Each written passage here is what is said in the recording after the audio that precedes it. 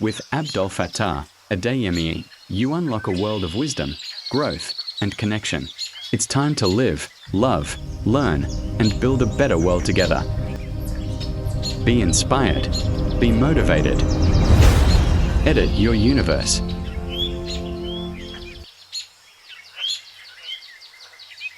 أعوذ بالله من الشيطان الرجيم بسم الله الرحمن الرحيم Assalamu alaikum wa rahmatullahi ta'ala wa barakatuh. My name is Abdul Fattah Adeyemi, and this lecture is reaching you from the platform of Bainakum Family Counseling Center. Wherever you are in the world, we are welcome to our program for today, which is the title of the program is Understanding the Ramadan Pendulum, and that is exploring Ramadan's annual lessons often lost in the routine. What is this pendulum? Imagine a pendulum, that ancient, elegant instrument of time and truth. You know, this one with a weight suspended and a string, a pivot point. You release it and it begins to swing. You know, it swings left, then right, then left again, then right again. It keeps swinging left and right, left and right. I need you to imagine it in your mind. The pendulum, the way it swings from right to left, from left to right. It knows no stillness, only the rhythm of opposites, to the right, to the left, here and there, now and then. It cannot swing to one side without first passing through the center. And it cannot stay in the center either. So as it moves from right to left, it has to pass through the center from the right and it goes to the left. This is the law of the pendulum. It's a universal principle that all existence moves in cycles and in pairs and in opposites. Life itself is a pendulum, and to be human, it will swing between poles, you know, left and right, up and down, here and there, in and out. But here's the lesson the pendulum teaches us. It teaches us that the swing is not the journey. The journey is the rhythm. What that means is, it's not that swing that is the most important thing. The fact that it is rhythmic and it is continuous, that is exactly what the pendulum is expected to do.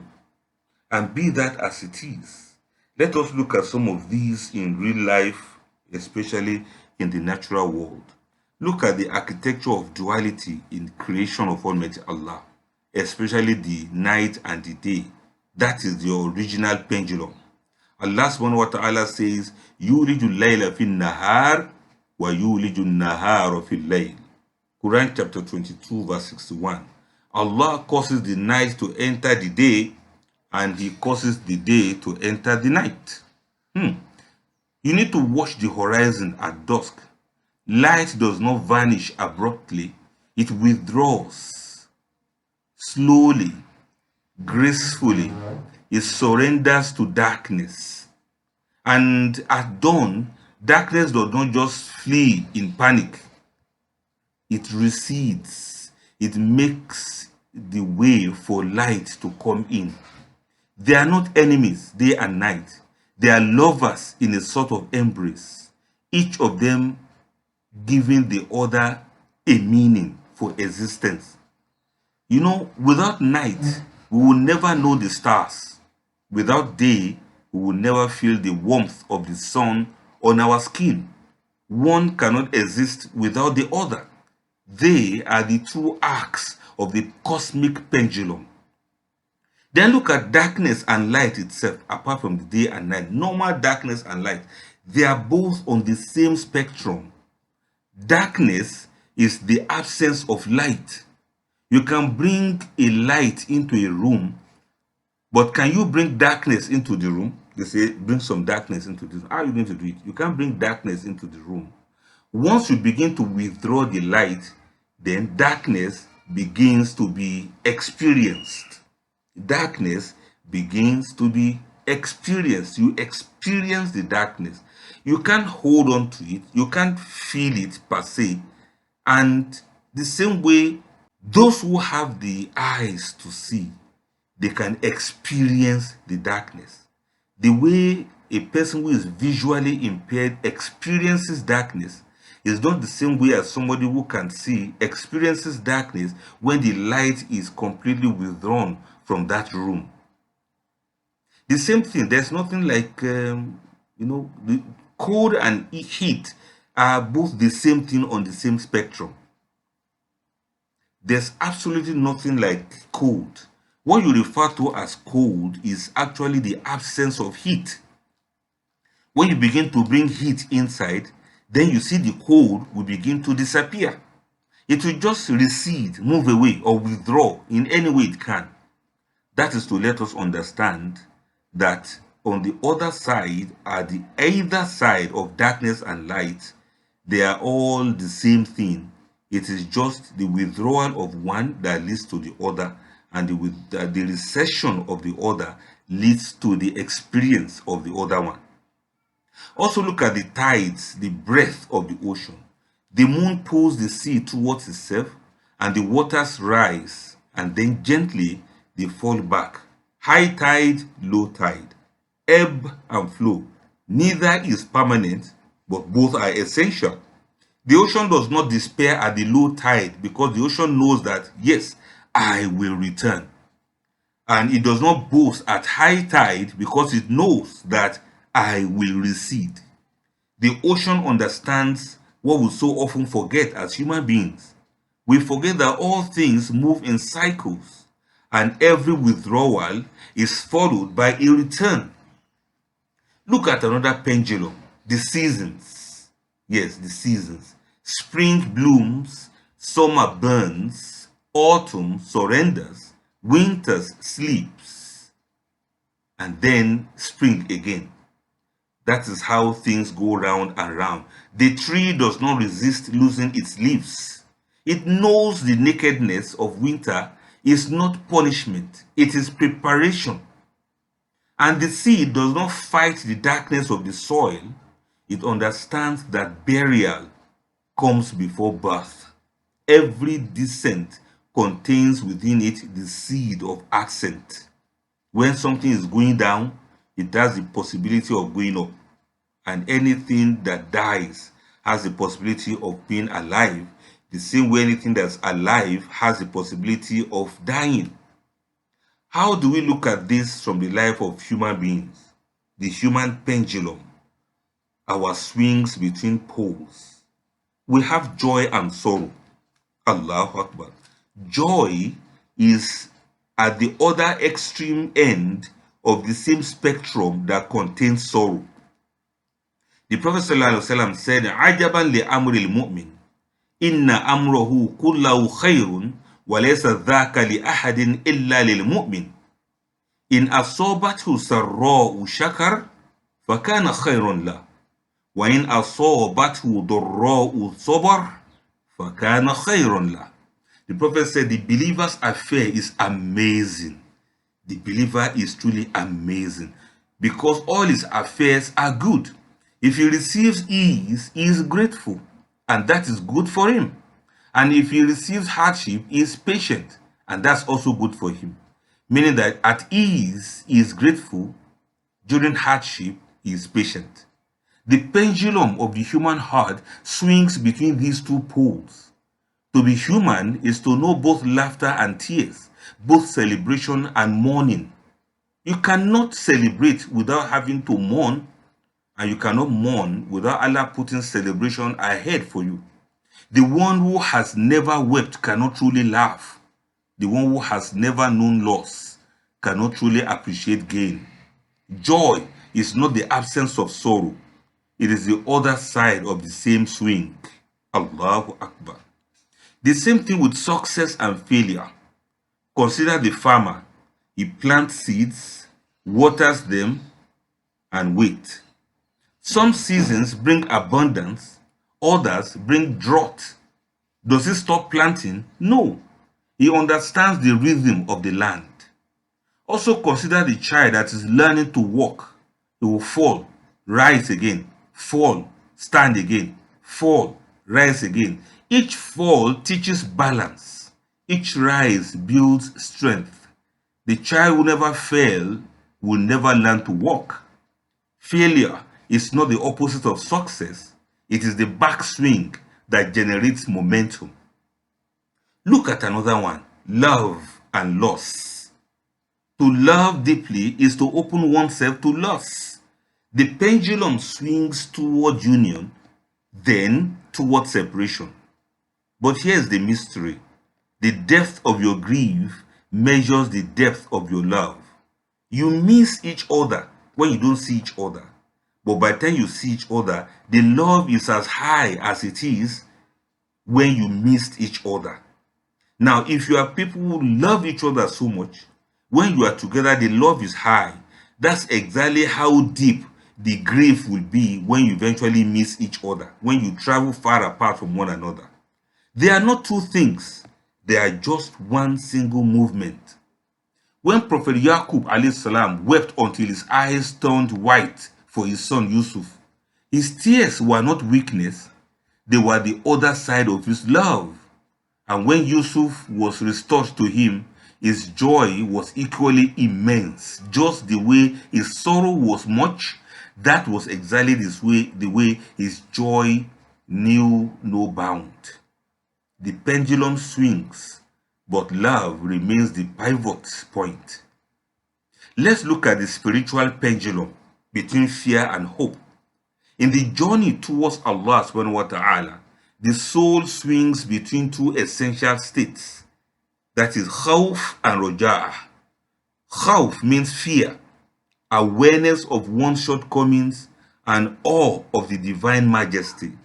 Then we have raja'ah, that is hope, trust in the divine mercy and expectation of forgiveness.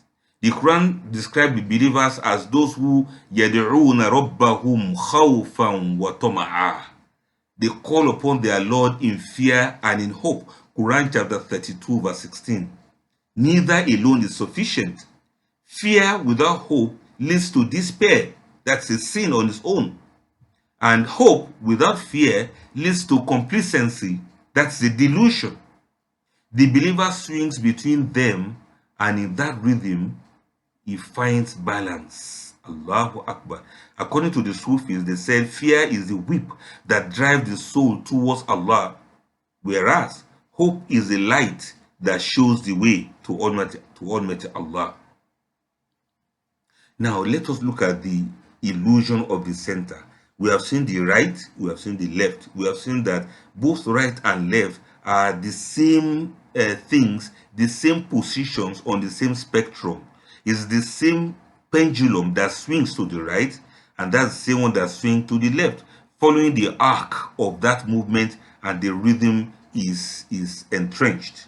Allah subhanahu wa ta'ala says, Innahu wa adhaka wa abuka wa annahu wa amata wa ahya. I am the one. It's Allah that makes you to laugh. It's Allah that makes you to cry. And laughter and cry, they are both handiworks of Allah, yet they all are on the same spectrum as Allah will will it. Have you ever laughed so much that tears started coming from your eyes? That is to show you that they are just the same. It only depends on which part of the spectrum you actually are. And have you been so sad to the extent that people just see you smiling? Yes, it's because both sorrow and laughter and happiness, they are on the same spectrum. It is just that one is at the other extreme of the other. Now, let's look at the illusion of the center. We spend our lives desperately seeking the center. We want a balance, and the still point where the pendulum does not swing. We want permanent happiness. We want permanent peace. We want permanent success. We want permanent love. We want the swing to stop at the peak of joy and never to descend. But the center is not a place to stay. It's a place to pass through. The center is the moment of sajda, the moment of prostration, the moment of sujood, when the forehead touches the earth and the ego dissolves. In that instant, the pendulum pauses, not because it has stopped, but because it has reached the point of turning. and look at that pendulum that you have. When you sit down in Salat and you go to make the sujood and then you sit down again, that is a demonstration of how the pendulum works. You don't remain in sujood forever and you don't remain seated forever. You got to do this for the number of times you are supposed to do it in the Salat, and that Salat must come to an end one day. You don't remain in sujood for the rest of your life. You got to raise your head. The center is not the destination, it is the point of transformation. And let's look into the center that does not swing, the center itself that does not swing. And I want to bring this into how Ramadan recenters the heart when emotions fluctuate. Every pendulum, no matter how wide its arc, no matter how dramatic its swing, moves around a point that does not move. The motion depends on the stillness. The swing borrows meaning from the center. Without the center, the swing doesn't have any meaning. Without the center, there's no rhythm, only collapse. The same thing with the human soul. Your emotions swing. Your motivation rises and falls. Your spiritual energy surges and softens. Your focus sharpens and blurs. Your resolve strengthens and weakens. But you were never meant to build your faith on the moods of your heart. Taqwa is not a matter of mood swing. You are meant to build your life around a center that does not sway. That center is not a feeling. It's not a spiritual high. It is not the emotional sweetness of worship. That center is Allah. That center is Allah. The center point from which you swing to the right and swing to the left, that center is Allah Himself. And that center does not change. It does not move. Ramadan comes not to freeze your emotions in place, but to reset your heart around its true axis. It recenters your time around prayers. It recenters your body around restraint. It recenters your tongue around remembrance of Allah. It recenters your nights around recitation of the glorious Qur'an. It recenters your desires around obedience to Allah. In Ramadan, life is reorganized around Allah. Not perfectly, but intentionally. So even when your emotions fluctuate, your orientation becomes clearer. You may feel hungry and not angry. You may feel tired and still pray. You may feel dry and still recite. You may feel distracted and still turn back to Allah. This is not hypocrisy. This is maturity. It is spiritual maturity. That you can feel hungry without feeling angry. The child of faith needs emotion to move, but the adult of faith moves even when emotion slips. Ramadan trains you into this adulthood, that what you do, you are centered around Allah, not around your fears, not around your hopes, not around your thirst, not around your hunger, not around your wakefulness at night, not around your sleepy nature in the daytime, not around your fatigue or your tiredness. Allah is the center, not the food, not the drink, not any other thing but Allah. Ramadan teaches you that you can stand before Allah even when your heart is not on fire. That you can call on the names of Allah even when your chest feels quiet. That you can choose obedience even when desire is higher than devotion. This is the center holding you steady while the pendulum swings. And when Ramadan leaves, the world pulls the pendulum wide again, but something subtle has changed. You now know where your center is. Before Ramadan, you might have chased feelings. After Ramadan, you begin to chase alignment. You stop asking, do I feel close to Allah today? And you begin asking, am I oriented towards Allah today? Feelings are weather. Orientation is direction. The sky changes, but the Qibla does not change. So the believer learns to say, my heart may fluctuate, but my face is still turned towards Allah. My energy may dip, may go down, but my direction remains intact. My tears may dry, but my return to Allah does not dry, does not stop. This is what it means to have a center that does not swing. Allah is your center, regardless of what happens, whether you are happy or you are sad, whether you are in abundance or you lack, whether you are hungry or you are well fed, whether you are thirsty or you have drank well enough, whether you are sleepy or you are well rested, whichever one it is, you are not irksome, you are not cantankerous, you are not arrogant, you are not proud, and you are not obstinate. You know that regardless of what life brings your way, Allah is your center, and you are not going to swing away from Allah Himself. This is what Ramadan has come to teach us. This is not emotional constancy, but it is spiritual anchoring. Emotionally, we can feel things. Our moods may change, our moods may swing, but our belief and spiritual anchor remain constant and remain intact. It is not perpetual sweetness, but persistent turning to Allah. And this is the gift that Ramadan came to deliver. Not to promise that you will never dip again, not to promise that you will never sin again, but the knowledge of where to stand even when you make mistake. Let's look at more lessons from the pendulum for human life with the eyes of Ramadan. The pendulum does not apologize for moving. It does not ask permission to leave the light, and it does not panic when it enters the shadow. It does not swing in rebellion. It swings in obedience to a greater law of motion. And the same goes for the human soul. You know, there are days your heart wakes up luminous, light upon light, as if remembrance of Allah is effortless, as if nearness to Allah is the natural climate of your being. You observe Salat as if that is what you were born to do. Your tongue is moist with dhikr, as if that's all you do. Your chest feels wide, and you can literally feel the surge of Iman welling up high and high in your heart, in your chest. You feel you can almost fly with the angels. And sometimes obedience feels less like effort. You obey Allah so effortlessly, and it looks more like belonging, as if, yes, I've arrived. I'm a believer, I'm a mu'min. Then there are some other days when the same heart feels heavy. The Quran sits closed longer than it should.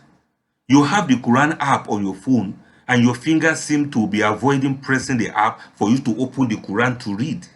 The prayer feels longer than it used to, and you feel so tired and weary whenever the prayer is called. Your inner world feels cluttered. Your inner world feels noisy. You feel tired in your mind, in your psyche. Even your brain will feel heavier sometimes. You search for the sweetness that you tasted before, and you find only the memory of that sweetness. This is the swing. This is the swing. The mistake is not that the heart swings. The mistake is that we demand permanence from moments that were never meant to be permanent. There's none of these moments that will remain the same forever. You can enjoy your salat today, and tomorrow you pray and say, let me just get it done with. You know that kind of feeling that, oh, and I want to rest now, but I've not prayed. Let me just pray and let it be done with. Subhanallah. We turn passing light into an identity. This is our mistake. And when the light just passes by, we say, this is who I am now. And then when the light passes away, we turn the shadow into a verdict. We say, this is who I truly am. But neither is true. You are neither completely light, and you are neither completely dark. You are not your brightness, and you are not your darkness. You are the one who passes through both while being called again and again and again and again to remember the one who does not pass. This is why people will always call Adhan 5 times a day. For so many years you have been making salat, nobody will say, but you should be used to it by now. Nothing like that. Nobody will say, but there's no need to remind you. You can set alarm clock, nothing like that. The muazzin will still call the prayer again and again and again, and you cannot say you have finished Salat. By the time you finish Subuhi, Zuhr is ahead. By the time you perform Zuhr, Asri is ahead. And even when you reach Isha, another Subuhi, if it meets you on earth, you still have to perform it. You cannot say you have been praying all your life, then you have finished the quota, you know, that kind of thing. You finish the quota of Salah. That is how swings work. The swing humbles the ego in moments of light. The swing says, do not worship your own spiritual glow. It is not you, it's a gift that visited you. You're doing the right thing at the right time, praying and fasting. It is not you that's actually doing it. It's Allah that is giving you the gift to do it. And the swing consoles the soul in moments of heaviness. It says, do not despair over this dimness. It is not you. It's a state passing through you. So you get to understand that either way, don't think it is your power and don't think it is your weakness either. It is just the swing. That's how the pendulum works. The pendulum of life is something we must understand and we must be ready to reckon with it. The pendulum teaches patience with the self. It teaches gentleness with the heart. It teaches that faith is not a fixed altitude, but a living movement.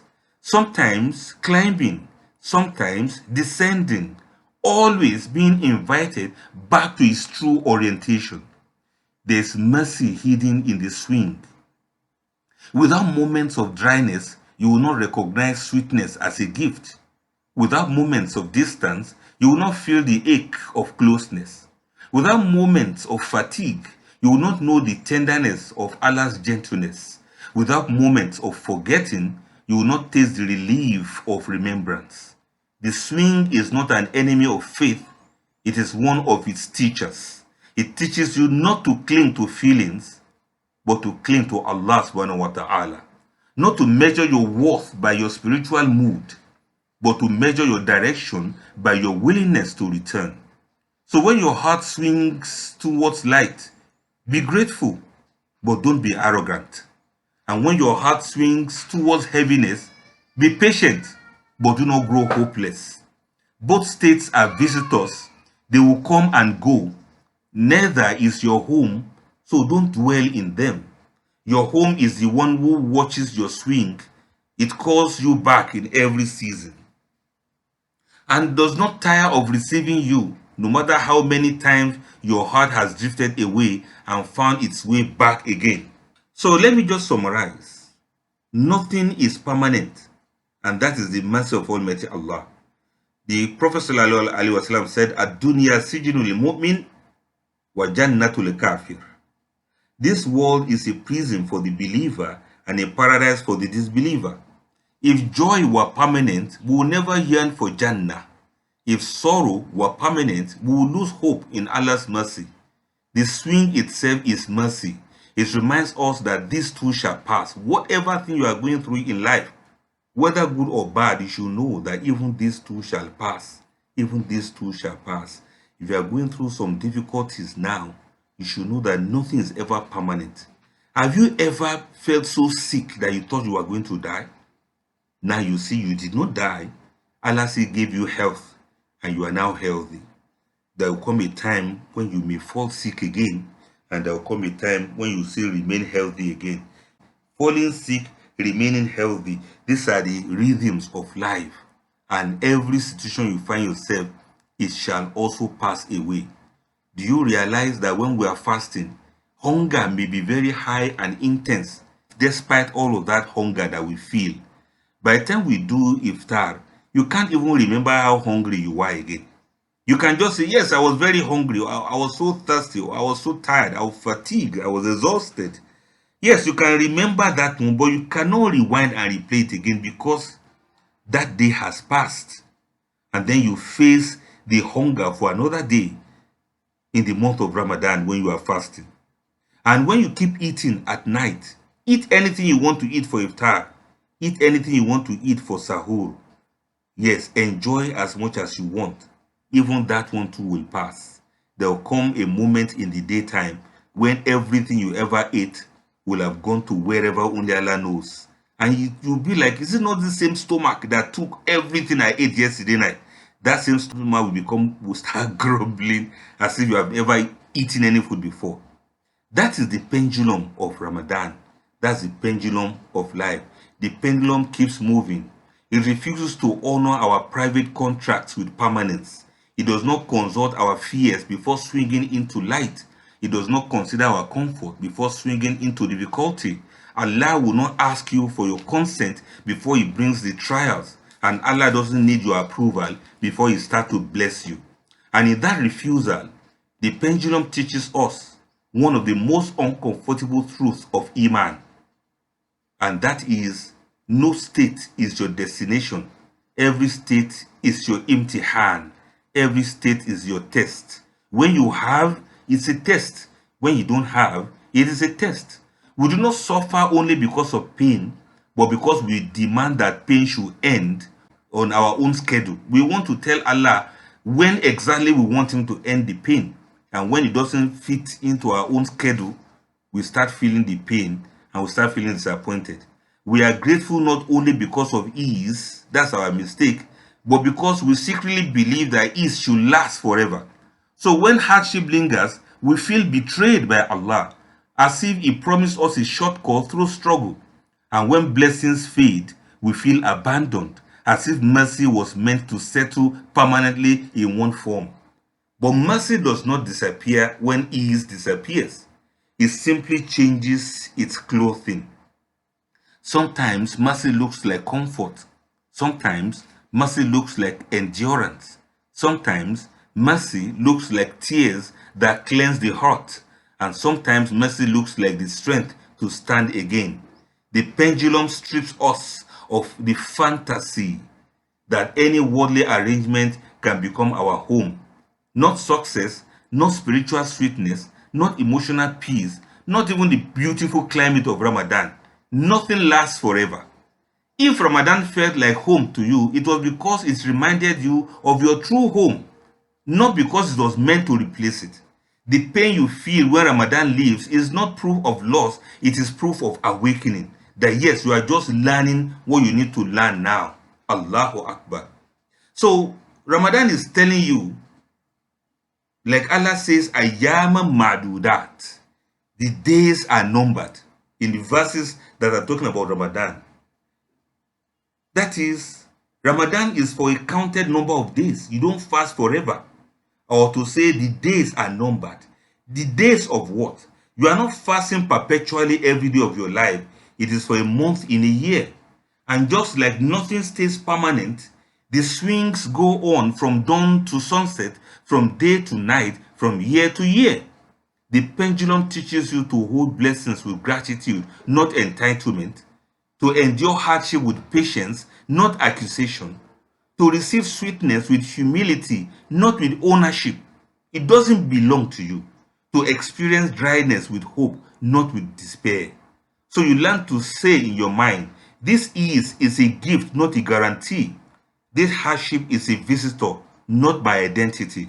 This closeness is a mercy, not my achievement. And this distance is a test, not my truth.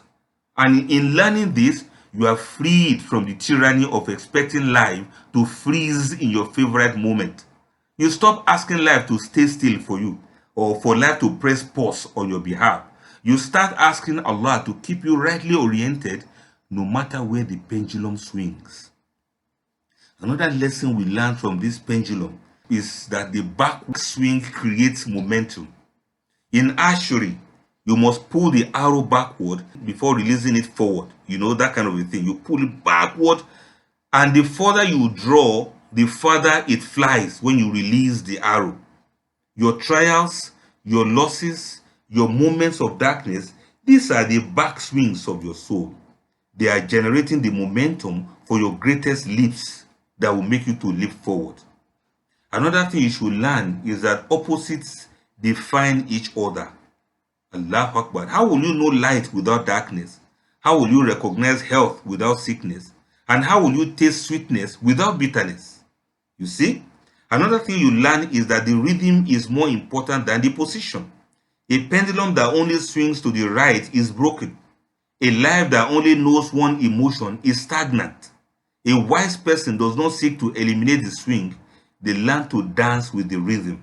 You cannot remain happy perpetually. If you remain happy without any sadness, you won't live long. Yes, if you ever stay in this world without any pain, you are going to become arrogant and it's going to be destructive. If you have never been broke before, you think it's because you are too much, you will misbehave and you lose your wealth. So any pendulum that only swings to only one side, it means that pendulum is broken. And the same thing happens in the history of nations. Allahu Akbar. The Quran teaches us that وَتِلْكَ الْأَيَّامُ نُدَاوِلُهَا بَيْنَ النَّاسِ, and these days of varying fortunes will alternate among the people. Quran chapter 3 verse 140. Nations rise and fall, civilizations flourish and fade, empires swing between justice and oppression, between glory and decay. This is not randomness. This is the pendulum of divine wisdom. The Muslims of Makkah, they knew persecution, but the Muslims of Medina, they knew victory. Both were necessary. Persecution and victory were necessary. Both were part of the swing, and that's the way Allah has designed it to be. Allahu Akbar Kabira. In marriages, sometimes you are at peace, and sometimes you are at war. Sometimes it is lovey-dovey, and sometimes you begin to wonder, who pushed me into this? And that is usual, that is normal, that is natural. And that's exactly what this pendulum of Ramadan is teaching us. You are hungry in the daytime. By night time, when you do iftar, you are not hungry again. You repeat the process again the following day. You go hungry and then you eat again. You fast, you break your fast. You fast, you break your fast. You eat at times when you don't want to eat. You eat at times when you really want to eat. For sahur, many people find it difficult to eat much. But for iftar, some people find it easy to eat a lot. And that is how you find the pendulum of life in everything you do. Now, for somebody to grow in life, growth does not happen in stillness. It happens in movement. A pendulum that never swings does not measure time. It does not teach rhythm. It does not reveal motion. It is simply suspended. And the same thing with the human soul. If life were only light, you will not learn how to walk in light. If faith were only sweetness, you will not learn how to choose faith. If closeness were always felt, you will not learn how to seek closeness. The swing of the pendulum is not a detour from growth, it is the very terrain of growth. Contrast is the classroom. Dryness teaches you what sweetness is worth. Distance teaches you the grammar of return. And that's why you find the most honest embrace. You find it at the airport. When husband is traveling away from wife, and they like to have a hug for the last time before the travel. That is the most sincere hug you can ever think about. Or when the wife comes back from a journey and the husband goes to meet her and they embrace each other, that is the most sincere embrace you can ever think about, because it has known the swing of the pendulum. It has known the contrast of being together, of returning, and of going away from each other. Weakness teaches you the language of reliance. If you have never been broke before, you will not know what it is to seek help. Fatigue teaches you the etiquette of mercy with yourself. Failure teaches you how to knock again and try all over again. Every swing writes a different lesson on the same fragile heart. When your Iman rises, you learn gratitude. You learn to recognize the generosity of Almighty Allah. You learn that Allah can open the heart without effort on your part. You learn that nearness is possible. And when your Iman should deep go down, you learn humility. You learn that you are not the author of your own guidance. You learn that, so I can also make mistake. You learn how quickly the heart forgets without care. You learn the poverty of the soul without remembrance. Both states are there to educate you. You can't have one without the other. Highs without lows breed arrogance. Lows without highs breed despair.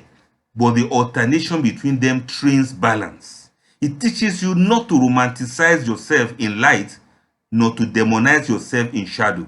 It teaches you to say, this light is not proof of my greatness. It is proof of Allah's generosity. And it also teaches you to say that this heaviness is not proof of my worthlessness. It is proof of my need. When you are broke, it's not a proof that you are lazy. It's just to let you understand that you actually need Allah. The pendulum turns need into knowledge. It turns experience into wisdom. It turns fluctuation into familiarity with yourself. You begin to know the terrain of your own heart. You learn what weakens you. You learn what strengthens you. You learn which environments lift you. You learn which friends are actually useful in your life. You learn which habits quietly drain you. And you learn which sins make your heart to be heavy. You learn which remembrance of Allah make it breathe again. So when Ramadan returns, you are not the same person who fasted last year. You come carrying memory. You come carrying self-knowledge. You come carrying scars that have become maps. You come carrying questions that have matured into insight. The pendulum has not wasted your year. It has educated you through contrast. The way you were before Ramadan, you begin to compare to the way you will be when Ramadan is here, and then the way you will be after Ramadan. Spiritual growth is not climbing a ladder that never descends. It is learning how to descend without forgetting how to climb again. And in that learning, your soul becomes less dramatic, less shocked by its own fluctuation, and less cruel to itself in moments of heaviness, and more patient with the long, uneven walk of becoming who you are supposed to be. This is the deeper layer of the swing. You are not failing when you fluctuate. You are being trained. And every return after every swing is not a repetition of weakness, but a refinement of wisdom. I want all of us to learn this lesson very seriously. You should not look down on yourself because you are not as perfect as you thought you will be. Definitely, and I'm telling you definitely, when Ramadan enters, you will begin to feel, I thought I'm supposed to feel, much greater with Iman than this. No, it's not automatic. There's no particular way of feeling. Ramadan is not a mood. It is not emotion. It is a pendulum. It swings you from here to there, and you got to be ready to face the reality of that. How are you going to transcend this? Let me quickly mention this to you before I go into more of the meat of the matter. There's the divine pendulum also between majesty, that's Jalali, and beauty, Jamali. According to the Sufis, among the Jalal of Allah's attributes are the attributes of majesty, of severity, of transcendence and withdrawal. Allahu Akbar. You see the Jalal of Almighty Allah among the names of Allah, that's Al-Qahar, the subduer, Al-Muntakim, the avenger, Al-Jabbar, the compeller, Al-Mumit, the one that brings death, the withdrawer of life. You see this among the names of Allah as Jalali names of Allah. But there's also the Jamal names of Allah, that is the beautiful ones. Allah uses beauty, gentleness, immanence, and bestowal to describe himself. Allah will say is Ar-Rahman, the most merciful, Al-Latif, the subtle, Al-Wahhab, the giver of gift, Al-Ghaffar, the forgiver of sins. Now, learn from this. This is the way Allah has designed everything. Allah will describe himself in terms of the Jamal, and he describes himself in terms of the Jalal. The two of them are names and attributes of Almighty Allah. It doesn't stop Allah from being who he is. He is the one that punishes, and is also the one that forgives. It's the same Allah. That is what we are trying to say, and that's the fulcrum, that's the swivel, that's the pivot, that's the hinge, that's the point of unification, that everything that happens, they all happen with Almighty Allah. It's Allah subhanahu wa ta'ala that has made everything to be the way they are. Now, let us quickly look into the verses of fasting now, the way many of you are already expecting it to be. Allah subhanahu wa ta'ala says, Ya ayyuhalladhina amanu kutiba alaykumus siyam kama kutiba alal ladhina min qablikum la'allakum tattaqun. Quran chapter 2 verse 183. O you who believe, fasting has been prescribed for you as it was prescribed for those before you, so that you may attain taqwa. In other words, fasting is like a school of formation. Taqwa is not an emotion. It is not a mood. It is not a seasonal high. Taqwa is a trained orientation of the heart, a cultivated consciousness of Allah that guides choice even when feeling is absent. This is the pivot from emotional highs to sustainable habits. So take note of this. Number one, Ramadan is a design rhythm, not a permanent state. Allah situates Ramadan within the time. Allah says, Shahru Ramadan, alladhi unzila fihi al-Qur'an, hudan linnas. Quran chapter 2 verse 185. Notice the phrasing, Shahru Ramadan, a month, a blessed season within ordinary time. Ramadan is framed as a container of intensified guidance, not a replacement for the rest of your life. And this matters spiritually. If Ramadan were meant to be a permanent emotional state, Allah would have made the year Ramadan, that is, the whole year will have been Ramadan. But Allah did not do that. You know, Allah made Ramadan a training season within the pendulum of life. So when the emotional climate changes after Ramadan, you are not losing Ramadan, you are being asked to carry its lesson into resistance.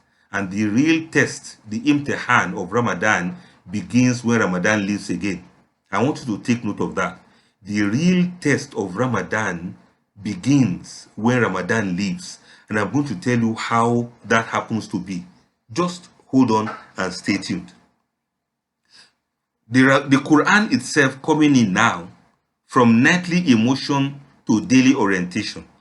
In Ramadan, the Quran often becomes more present, more emotional, more tearful, especially during Taraweeh and Tahajjud, more atmospheric. The way it is being recited in Masjid is somehow much different from the way you had been listening to it before. But Allah described the Quran not as a mood lifter, but as guidance. Hudan linnas wa bayyinatin min al-huda wal furqan. And that is al-furqan, that the one that's going to tell you the differences between what is right and what is wrong, is the criterion. And when we say it's a criterion is not something you feel. You know what I mean now? Guidance is not something you feel. It is something you consult when you are choosing. The emotional sweetness of Ramadan, of the Quran, is Ramadan. The sweetness of Quran in Ramadan is a mercy that softens the heart. But the guidance of the Quran after Ramadan is what disciplines the will. So the pendulum teaches you that in Ramadan, the Quran touches your heart. But after Ramadan, the Quran must guide your life. Emotion invites you in. Discipline keeps you there. Then fasting is training the will, not just weakening the body. And so that's why it says, فَمَنْ شَهِدَ مِنْكُمُ الشَّهْرَ فَلْيَصُمْهُ. Any of you that should witness the month, let him fast. And that's because fasting is not just hunger. It is chosen restraint. You deliberately choose to refrain from eating. You train the will to say no to the permissible, so that you can later say no to the forbidden and say yes to the difficult that is good. This is where sustainable habits are born. When Ramadan ends, the stomach eats again, but the will has been trained. The pendulum swings back into ease, but the soul has learned something about discipline. Allahu Akbar. And this is how it works. The prophetic psychology of sustainability is what we see in Ramadan, but not burnout. You understand it now? You are not to get burnt out in Ramadan, but you're supposed to be able to sustain whatever activity that you can do better at. Ramadan often produces spiritual overextension, long nights, many intentions, ambitious plans. I'm going to read 20 Qur'an in this Ramadan. I'm going to do 20 rakats every night. All of these things, they are nice, but the Sunnah teaches us that sustainability is better than intensity. 2 rakats that you keep is better than 20 rakats that you abandon. A page of Quran that you carry into ordinary days is better than a juz'u that disappears with the moon. And this honors the pendulum without being ruled by it. May Almighty Allah make it easy for all of us. So make your choice. Make your choice. Ramadan practices that you can carry forward. Maybe you pick 1 or 2 or 3. A fixed Quran portion, 2 rakats of night prayers weekly, a regular fast Mondays and Thursdays, daily dhikr habit. All of these are the things you should carry on after Ramadan. So in other words, you are being trained in Ramadan. Taqwa is not emotional swing. Taqwa is something you train yourself in order to be able to do. Ramadan leaves the soul with sweetness, but Allah grows the soul with constancy. The sweetness invites you to the path. The constancy keeps you walking it long after the sweetness fades away. Now, I want us to prepare our flabbers to become gasted with this aspect of Ramadan pendulum that I want you to take home with you before we leave our discussion for today. And that is Ramadan charity. Beautiful, but unfortunately, it is often seasonal. Feeding people at iftar is a noble sunnah. The Prophet said, whoever gives food to a fasting person, after a saw Iman, whoever gives food to a fasting person to break his fast will have a reward like his own. So the intention and act are blessed. There's no doubt about it. I want us to take note of this. Ramadan equals to generosity spikes. After Ramadan, we get to attention deep, and the poor people are made to return to invisibility. Let me break it down. The act of feeding people in Ramadan is sincere, but the structure is seasonal. It feeds hunger for an evening, but not dignity for a year. This is not a condemnation of feeding iftar. It is a critique of limiting compassion to a season. I'm just trying to complain. Let me put it this way now. I'm complaining to all of you, brothers and sisters, that we have reduced charity to a thing of the season. What can we do about this? Number 1, we should progress from relief to empowerment. This is a higher form of mercy. Feeding someone who is hungry is mercy. Helping someone to stop being hungry tomorrow is justice. Do you want me to say that again? Feeding someone who is hungry is a sign of mercy, but helping someone to stop being hungry tomorrow is an act of justice. Both mercy and justice are both instructed by Allah subhanahu wa ta'ala. Islamic ethics doesn't only celebrate relief, that is igatha. It also prioritizes tamkeen, that is empowerment. The Quran constantly links righteousness to lifting people out of vulnerability, not just soothing their pain for a night.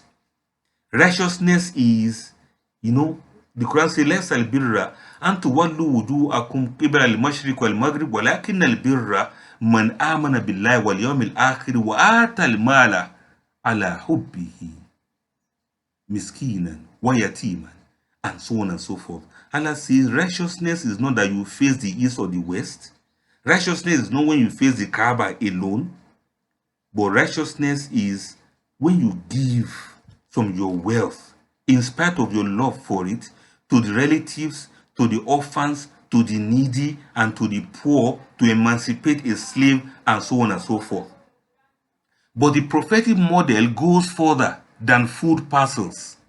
The Prophet ﷺ created markets for the poor to trade. He encouraged skills and self-reliance. The Prophet gave people tools to work with their own hands. Remember when one man came to ask for alms from him, the Prophet gave him something like an axe to go and chop firewood. so that it can be self-reliant. The Prophet already showed these examples. Why aren't we talking about it in Ramadan? Why are we not talking about this sunnah of the Prophet in Ramadan? We only talk about giving food to people. We don't talk about empowering people. The Prophet ﷺ discouraged dependence when ability exists. That's why he asked that man, can you do anything? You look healthy. Take this machete or this cutlass or this hoe or this axe. Go to the bush. Go and chop firewood and sell. And save your face from embarrassment of asking for alms all around. So I propose that we should move charity from let me feed you today to let me help you not to need my feeding tomorrow. That is not less compassionate, but that is much more dignified. I don't want to feed you today. I want you to not have any need for me tomorrow. That is the sunnah. Number 2, let us adopt the dignity principle. That is, don't just fill stomachs. Restore people to their active life of abundance. There's something that's really painful about Ramadan charity dynamics. And this is my own opinion. The poor are visible when they are hungry in public, but they become invisible when they are struggling in private the rest of the year. They are only visible to us during Ramadan, and we see that they are hungry. But after Ramadan, they become invisible, and we leave them to struggle on their own. Our doors are open during Ramadan. The security men are instructed to drive the needy away after Ramadan. Did you see that kind of thing now? We open our gates during Ramadan for people to come and do iftar in our houses so that we can get the reward. But after Ramadan, we ask the security man to arrest anybody that should perambulate around the gate. They drive them away, they pour water on them, and sometimes they send the dog to chase them away from the gate.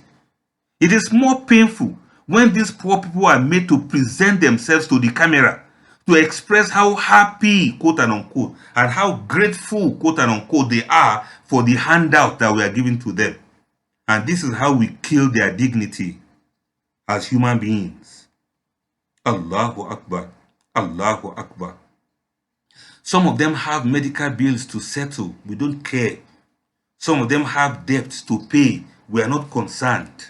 Some of them have kids out of school. It's none of our business. Some of them are jobless. Some of them have aged parents or sick spouses to look after. Yet we think that all we need to do is give them handouts of food during iftar. What is wrong with us? My own belief about dignity is to empower these people long before Ramadan, so that when Ramadan comes, they are able to feed, fend, and provide for their families. How do we expect a family man to bring his wife and 4 children to come and queue for iftar? Good, you have organized iftar. Those who truly need these iftars, they will not even come out to be fed out of self-respect and human dignity, especially when they know that you are going to show their faces on TV, or you are going to have them to be trending on the social media in a way that's so demeaning and demoralizing. Oh, Allahu Akbar. Empowerment before Ramadan does something very important. It removes the humiliation of waiting in lines for food. Brothers and sisters, in case you do not know, it can be very humiliating. Just pray that you don't have to do that before you can break your fast in Ramadan. It can be very humiliating. You need to go to some places where these people are pushed here and there, tossed here and there, looked down upon like some hungry animals that have come there. Allahu Akbar, Allahu Akbar Kabira. How do we think, brothers and sisters? How do we think? How do we reason? How do we look at people, fellow human beings like us? Is it because the pendulum has swung? The pendulum has swung to the other side for them? And we don't let them have their dignity intact because we want to feed them. Are there no better ways of doing these things apart from recording them and putting them on TV? Empowerment before Ramadan is much more important than emergency feeding, emergency iftar during Ramadan. It restores choice. What will I eat today is not going to be there for them because they are already empowered. It turns the poor from recipients of charity into agents of provision. It allows them to fast with dignity, not desperation. And this is what aligns with the prophetic spirit of preserving izzah, human dignity. The Quran says, وَلِلَّهِ الْعِزَّةُ وَلِرَسُولِهِ وَلِلْمُؤْمِنِينَ. To Allah belongs izzah, and to the prophet and to the believers. These people are believers. They are also fasting like you. Why will you humiliate them? Why will you remove their dignity? Why will you remove their honor? Because you are giving them handout? What I'm basically saying is that, look, let Ramadan not be to just feed the poor, but let Ramadan expose the poverty of our imagination in how we can help them. We are actually not thinking about this. Of course, I'm generalizing. There are only very few exceptional individuals and organizations that are doing the right thing in this regard. And may Allah bless them to keep doing charity the right way. May Allah bless individuals who can feed thousands of people without you knowing. May Allah bless organizations who can feed hundreds of people without anybody even hearing about it. This is my own opinion. You may say you are doing it just to encourage others too. But is it at the expense of the izzah, of the honor and dignity of the people that you are feeding? Let me mention another one. Because what I'm pointing out is this. Our compassion swings with the sighting of the moon. And this is something that I'm also complaining about. Why is it that it is when the moon is sighted that we suddenly become kind? Why is it that it's when the moon is sighted that we just transform and become good people? Unfortunately, our compassion swings with the sighting of the moon, but our justice should not be determined by the moon sighting to sight Ramadan, to start Ramadan, or the moon sighting to end Ramadan. Seasonal charity is a pendulum swing, but structural empowerment is a center that does not swing. Let us hold on to the center. Ramadan can awaken generosity, but if that generosity disappears with the crescent, then Ramadan inspired our emotion, not our transformation. Let me reiterate the point I'm trying to make again. If Ramadan trains our hearts not to be seasonal in worship, it should also train our compassion not to be seasonal in justice. That ties my empowerment idea directly to the Ramadan pendulum that we are discussing. And that is, seasonal charity equals to emotional high. Structural empowerment leads to sustainable habit. Feeding iftar is a beautiful mercy, but empowering before Ramadan is true justice with foresight. It is only those who do drugs that get high when they do their drugs. Ramadan is not a drug that will make you to be high, to be kind and lenient to people. And then after Ramadan, you sober up and then you go back to your lack of care, lack of concern for humanity. The greatest success of Ramadan is this, and this is also my own opinion. Not that we give more in Ramadan. The success in Ramadan is not measured by the fact that we gave more in charity in Ramadan, but that Ramadan changed how we give all year round. It is not that the number of those we are feeding this year is higher than those we fed last year. This is a systemic communal failure. We are not successful because the people we are feeding this year is higher than those we fed last year. We are only successful if the number of the needy poor has reduced this year. The queue should be getting shorter, not growing longer. Take note of what I'm saying. And I want you to reason along with me. As an ummah, we are not being successful because we have more people to feed. Our success should be measured by the fact that we have empowered so many people, so much so that less people are to be fed this year. If this year's Ramadan, you see the number increased, that means we failed to learn from the last year Ramadan. And this is the same kind of points I make on wider societal issues. When you have a need to build more hospitals, listen to this now. You may resonate with this. When you have a need to build more hospitals, it is either due to overpopulation in that community, or it is an indication of a sick community. It's a sick community that build more hospitals. And overpopulation in one place is an indication of lack of infrastructure in another place. Listen to this again. When you have a need to build more prison facilities, it is not a sign of progress. It is an indication of an unjust system that produces more criminals. It means you have too many criminals in your midst. When you say that you need to build more prison facilities, and when you have too many poor people to feed in Ramadan, it is an indication that you have an unjust, corrupt system, or the Muslims in that community don't give their zakat, or the Muslims in that community only remember the poor during Ramadan. We should treat the roots of our problems, not focus on the symptoms that won't cure the disease. There's a difference between poverty management and poverty eradication. What many of us do in Ramadan is to manage poverty. We have not done anything to eradicate this poverty. But please, don't get me wrong. Let us strike a balance in this matter. The way the pendulum is swinging from right to the left, there's a center somewhere.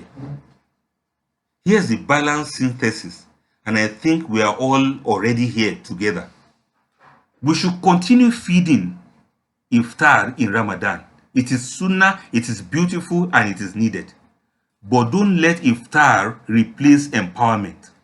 Use pre-Ramadan months to sponsor skills, to fund micro businesses, to support vocational training, to stabilize families, to create sustainable income pathways for people, so that in Ramadan, fewer people are waiting in lines, more people are breaking fast with dignity with their families in their homes, and some of those who were once fed are now feeding others. That is when the pendulum becomes growth, not repetition.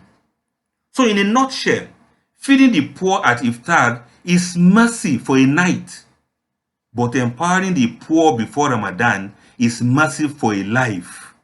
The feeding fills the stomach. The empowerment restores dignity. And this is exactly the post-Ramadan wisdom the Ramadan pendulum is pointing us toward. We should adjust our mindsets. We should be centered. We should be balanced. We should be authentic. We are all part of the pendulum. When it swings to lack for some people, let those of us in affluence, let us empower them to rise up from the dust. Let us assist a falling bird back to its nest. Let us assist the weak to become strong again. Let us assist the person that we fed this year to also feed others next year. And when this pendulum swings to abundance for some of us, let us all join hands to celebrate their success and be grateful to Allah. That as an ummah, we are all together on both thick and thin, in and out of Ramadan. If you are rich, invite your rich friends over for iftar. There will be more rich friends to invite next year if you empower somebody this year. And this is where our numbers should be increasing in the years to come.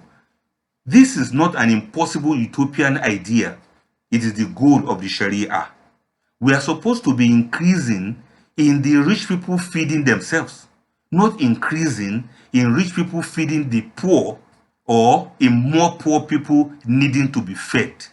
If we can reason along this matter, if we can work on it, we get to see that all of the aspects of zakat and sadaqah are all meant to empower people. Let me reiterate again and again.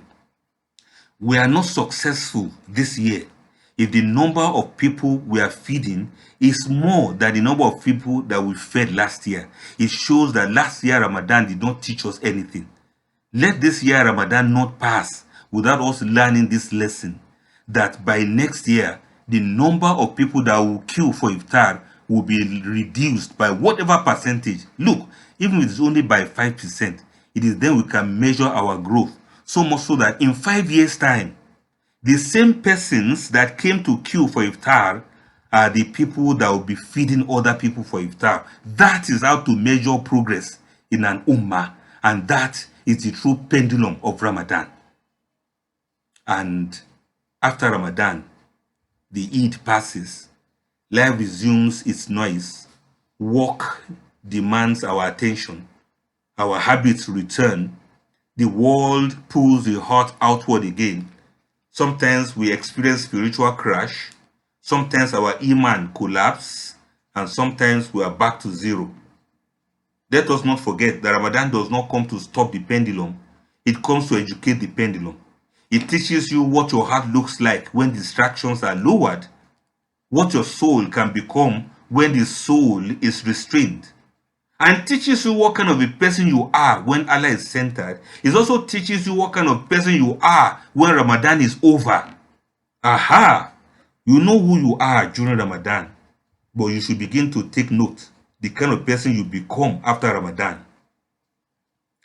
You also learn what actually, what practices actually nourish you and what habits actually weaken you. So when the pendulum swings back after Ramadan, you are no longer ignorant of what light feels like. You now carry a memory of light. That memory becomes a compass. You may dip, you may not be feeding people as much as you did in Ramadan. You may not be doing as much charity as you did in Ramadan, but you now recognize the dip, and that recognition is growth itself. It makes you to know that yes, something is missing and you have to work hard on something. The believer is not the one who never swings. The believer is the one who learns to swing with awareness, with humility, and will return. You will remember these things we are saying now, and you quickly return. You remember what we are discussing now, and you quickly look for somebody whose life you can better. You look for somebody who all they need to have a good business is just 5,000. You see somebody who all they need to be able to be back on their feet is just to clear up their debts. You see somebody who the thing that has made him or her not to be productive is because of some ailment or some illness or some sickness that you can intervene and help them to treat. You can sponsor the hospital bill for them to regain their sight back so that they can be productive in their lives. You can assist them to go back to school so that they can also have a future well laid out for them. You can support them to pick up a trade, to learn a skill, to get empowered in a way, so much so that between now and the next 11 months to another Ramadan, they are already empowered enough not to come and queue for food in front of your house, but to be able to feed their families with honor and with dignity. Ramadan does not expose our hypocrisy. Ramadan only exposes our capacity. And the post-Ramadan dip does not cancel the capacity. It simply reveals the resistance of ordinary life that we have to work with. We have to live faithfully between the swings. Brothers and sisters in Islam, if there's one illusion that exhausts the believer, it is the belief that faith must feel the same way every day. No, it doesn't work that way. That closeness is not always sweet. That devotion is not always light. And Ramadan is not somehow always to be preserved as an emotional state. It is not always to be remembered as something that we feel, but we should always remember Ramadan as a formative season that we are supposed to be transformed after Ramadan. Allah did not create your heart to be still. He created it to turn, and that is why it is called qalb.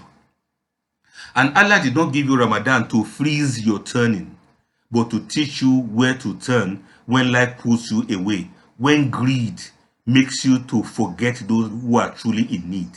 The pendulum of your life will continue to swing between strength and weakness, between presence and distraction, between nearness and distance, between light and shadow. Do not curse the swing, learn from it. Do not idolize your high, but be grateful for them. If you are doing the right thing today, empowering people, be grateful to Allah that has given you this insight to be able to do that. But if you are not doing it yet, do not demonize your lows. Be patient within them and begin to strategize to see how you are going to do it much better than what you have been doing before. Let Ramadan remind you of what your soul looks like when Allah is centered. And let the days after Ramadan teach you how to choose Allah, even when the world is louder than your longing and your desires. You are not called to emotional permanence. You are called to directional faithfulness. Your heart may fluctuate, but your Qibla must remain one. Your tears may come and go, but your sujood, your prostration, must remain your refuge. Your sweetness in worship may fade, but your willingness to return to Allah must not fade. This is spiritual adulthood. Not worship when it feels beautiful, but worship when it feels true. Not to fast when it is convenient, but to fast because Allah asks you to do so. So when you rise, rise with gratitude. And when you fall, fall with humility. When you drift, return without delay. When you feel empty, remember that emptiness is not absence. It is space waiting to be filled with Allah again and again. And if ever you doubt your sincerity because your heart does not always glow as it did in Ramadan, remember this: Allah did not command you to feel permanently close to Him. He commanded you to keep coming back to Him. And that is why you are not allowed to sleep in the masjid.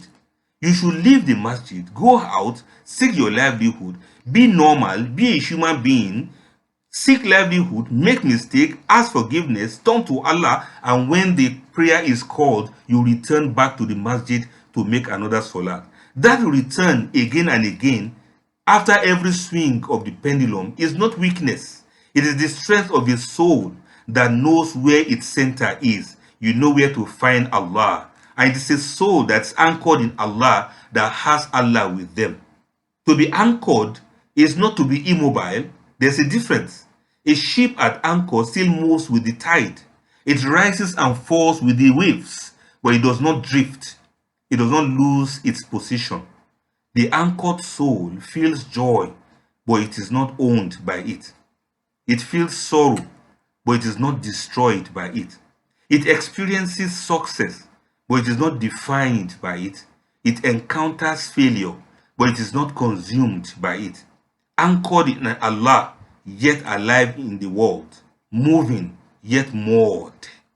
And that is enough to walk faithfully all the way home. You can take that to Jannah, bi-idhnillah. Beyond words, there comes a point in the pendulum's arc where words fail, where joy is too deep for language, when sorrow is too vast for expression, when the swing itself becomes prayer, when no other person can understand except Allah, when you can't even express it in words, but Allah subhanahu wa ta'ala knows what your heart conceals. At that point, the soul simply is swinging in Allah and towards Allah and with Allah. The Quran says, "Kul kullun ya'malu ala shakilatihi." Say, each person will walk according to his own manner. Quran chapter 17 verse 84. Your swinging is not the same as mine. My capacity is not the same as yours. I cannot cut and paste when it comes to matters of Iman. I cannot copy your mood. I cannot copy your swing. And I cannot copy your activities in order to entrench a swing mostly towards the right side. Everybody with their own way of walking. So each walks according to his own manner. Some walk in words, some walk in deeds. There are some people who can take this zakat and these contributions and donations, and they can perform wonders with it. They can empower as many people as possible with it. You may not go out into the field with them to go distribute food or to go distribute zakat, but you can be the engine room from which this fund will come so that more people will be empowered. Some of us will have the skills, and our own contribution will be in organizing training for people to learn particular skills that is going to empower them. Some of us will understand money very well, We can teach the people on financing and accounting for their businesses. Some of us are good administrators. We can train people how to be good administrators of their businesses so that they can become empowered. We are good in one thing or the other. And some of us, we do lectures and we talk to you about what we think you are supposed to do. Our ways are not the same. Inna sa'yakum la shatta. Our ways are in different ways. But the Prophet ﷺ said, Kullum muyassirun lima khuliqallah. Everybody will find it easy to do what Allah has created them for. You have to choose and you have to decide and you have to select what exactly are you created for and what exactly are you best at in all of these things that we are talking about. The highest work is the soul's silent surrender to the swing, trusting that every arc, every rise, every fall is precisely measured by the one who holds the string. O Allah, when I swing toward joy, let me not forget the one who grants it. When I swing toward sorrow, let me not lose hope in the one who holds me. When I swing toward success, let me remain humble. When I swing toward failure, let me remain patient. Make me not a pendulum tossed by winds, but a soul that is anchored in you, moving through all states, yet rooted in the one who never moves, because you are the pivot around which all things turn, and to you is the return of every swing. O Allah, make our swings into glorification. Raise us by every descent.